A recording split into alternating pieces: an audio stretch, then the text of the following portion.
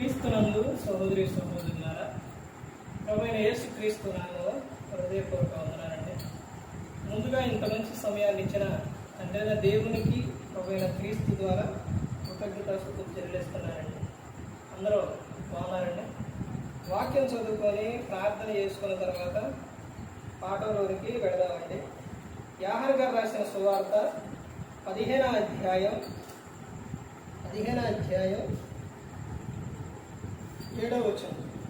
నా యందు మీరును మీ యందు నా మాటలలో నిలిచి ఉన్న యెడల మీకు ఏది ఇష్టమో అడగండి, అది మీకు అనుగ్రహించడం.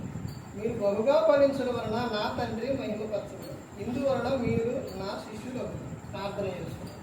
పరలోకమందున్న మా తండ్రి, పరిశుద్ధ ప్రేమ గల తండ్రి, గొప్ప తండ్రి, యెహోవా తండ్రి, మీ ప్రియకుమారుడు యేసుక్రీస్తు ప్రభువారి ద్వారా కృతజ్ఞతాస్తుతులు చెల్లిస్తున్నామని ఆయన ఈ రాత్రి వేళ మా అందరితో మాట్లాడమని మా ప్రభువైన యేసుక్రీస్తు నామములో వేడుకుంటున్నాం తండ్రి. ఆమేన్. ప్రభువైన యేసుక్రీస్తు నామములో హృదయపూర్వక వందనాలండి. దేవుని కుమారుడు యేసుక్రీస్తు ప్రభువారు లోకానికి వచ్చిన తర్వాత పరలోక రాజ్యం సమీపిస్తుంది కనుక మారు మనసు పొందమని ప్రకటింప మొదలుపెట్టాం. అంశం పాఠం పేరు నిన్ను ఆశీర్వదించేదను. దేవుడు చెప్తున్న విషయం ఏంటి? నిన్ను ఆశీర్వదించేదను. దేవుడు ఈ విషయం ఎప్పుడు చెప్పారంటే ఆదిలోనే చెప్పారండి. ఏమనంటే దేవుడు చెప్పిన విషయం ఇదిగో, నీవెవరనంటే నా పోలిక, నా స్వరూపం, నాలా చేసుకున్నా, నీకు సమస్తం అన్నిటి మీద నేను నీకు అధికారం ఇస్తున్నా అని ఆయన చెప్పి ఉన్నారు. దేవుడు అసలు ఆయన చెప్పిన విషయం మనిషికి ఈ రోజున అర్థమైతే అసలు ఆయననే విడిచిపెట్టను. నేను నిన్ను ఆశీర్వదించను, నేను నిన్ను విడువను. ఆయన చెబుతున్న విషయం, దేవుడు అన్ని సమస్తాన్ని చేసిన తర్వాత, సృష్టిలో అన్ని చేసిన తర్వాత అప్పుడు మనల్ని చేశారు. ఎందుకంటే ఏ ఒక్కరూ కూడా ఏ విషయంలో కూడా బాధపడకూడదు అని దేవుడు సమస్తాన్ని చేశారు. మనకు సమస్తాన్ని ఇచ్చారు. ఈ లోకంలో జీవించడానికి మనకి ఏదైతే అవసరమో దేవుడు ముందుగానే అవన్నీ కూడా చేశారు. చేసిన తర్వాతే మనల్ని ఈ లోకానికి పంపించి ఉన్నారు. నేను నిన్ను ఆశీర్వదించేదను అని చెప్తాను. అయితే ఆయన చెబుతున్న మాటలు ఏంటంటే, యేసుక్రీస్తు వారు నా యందు మీరును మీ యందు నా మాటలను నిలిచి ఉన్న ఎడల మీకు ఏది ఇష్టమో అడుగుడి, మీరు బహుగా ఫలించటం వలన నా తండ్రి మహిమపరచబడును. ఇందువలన మీరేమవుతారంట? నా శిష్యులగుదురు అనేది చెప్తారు. ప్రతి ఒక్క మనిషికి కూడా పేరు పేరు పేరు పేరున ఆయన ఏం చేస్తున్నారు? నేను నిన్ను ఆశీర్వదించను, నిన్ను ఆశీర్వదిస్తా, నిన్ను ఆశీర్వదిస్తా, ప్రతి ఒక్కరిని నేను ఏం చేస్తా? ఆశీర్వదిస్తా అని చెబుతున్నాడు. పాత నిబంధన కాలంలోనే అబ్రహాం గారితో చెప్పిన విషయం చూడండి. ఆదికాండం 12వ అధ్యాయంలో ఆయన చెబుతున్న విషయం చూడండి. ఏమని చెబుతున్నారంటే, అబ్రహాం గారితో తండ్రైన దేవుడు చెబుతున్న విషయం 12వ అధ్యాయం 2వ వచనం. నిన్ను గొప్ప జనముగా చేసి నిన్ను ఆశీర్వదించి నీ నామమును గొప్ప చేయుదును, నీవు ఆశీర్వాదముగా ఉందువు. నిన్ను ఆశీర్వదించు వారిని ఆశీర్వదించదు, నిన్ను దూషించు వారిని శపించదు. భూమి యొక్క సమస్త వంశములు నీ యందు ఆశీర్వదింపబడునని అబ్రాముతో అనగా యెహోవా అతనితో చెప్పిన ప్రకారం అబ్రాము వెళ్ళిను. లోతు అతనితో కూడా వెళ్ళిను. అబ్రాము హారాను నుండి బయలుదేరినప్పుడు 75 ఏళ్ల ఈడు గలవాడు. ఇక్కడ తండ్రి అయిన దేవుడు అబ్రహాం గారితో ఏమని చెప్తున్నారంటే, నిన్ను గొప్ప జనముగా చేసి నిన్ను ఆశీర్వదించి నీ నామమును గొప్ప చేయుదును, నీవు ఆశీర్వాదముగా నుందువు అని చెబుతున్నాడు. అయితే దేవుడు చెబుతున్న విషయం ఏంటంటే, ఇక్కడ కింద విషయం ఇంకా చూడండి. ఏమని చెప్తున్నారు? నిన్ను ఆశీర్వదించు వారిని ఆశీర్వదించదును, నిన్ను ఆశీర్వదించు వారిని అంటే మనిషి ప్రతి ఒక్కరిని కూడా ఏం చేయాలి?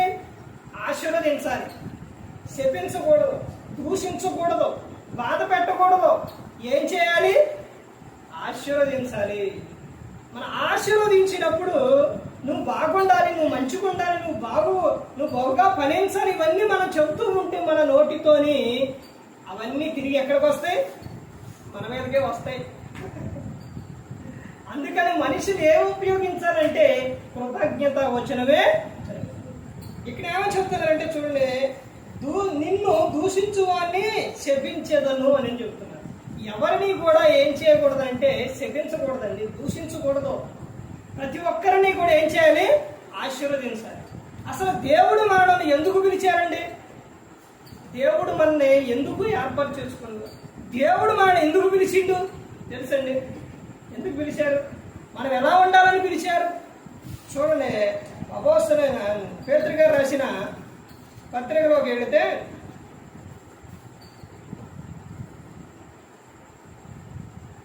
పేతురు గారు రాసిన మొదటి పత్రిక 3వ అధ్యాయం 9వ వచనం, ఆశీర్వాదములకు వారసులగుటకు మీరు పిలువబడితిరి కనుక కీడుకు ప్రతి కీడైనను దూషణకు ప్రతి దూషణైనను చేయక దీవించుడి. దేవుడు ఎందుకు పిలిచారంట? మనందరిని ఎందుకు పిలిచారండి? ఆశీర్వాదకరముగా ముందు నీ కుటుంబం దీవించబడాలి, తర్వాత నీవు ఆశీర్వాదకరంగా ఉండాలి. అందుకే చెప్తున్నారు, ఆశీర్వాదములకు వారసులగుటకు మీరు పిలువబడితిరి కనుక కీడుకు ప్రతి కీడైనను దూషణకు ప్రతి దూషణైనను చేయక దీవించుడి అని చెప్తున్నారు. మనం ఆశీర్వాదములకు వారసులగుటకు దేవుడు మనల్ని పిలిచారు. దేవుడు ఏమని చెప్తున్నారంటే, నేను నిన్ను ఆశీర్వదించేదను, నిన్ను గొప్ప జనముగా చేసేదనని అబ్రహాం గారితో చెప్పారు. తర్వాత నువ్వు బహుగా ఫలించాలి, నీ ద్వారా నువ్వు ఫలించడం వలన నా తండ్రి మహిమపరచబడను, మీరు నా శిష్యులగుదురు అని యేసుక్రీస్తు ప్రభువు చెప్పి ఉన్నారు.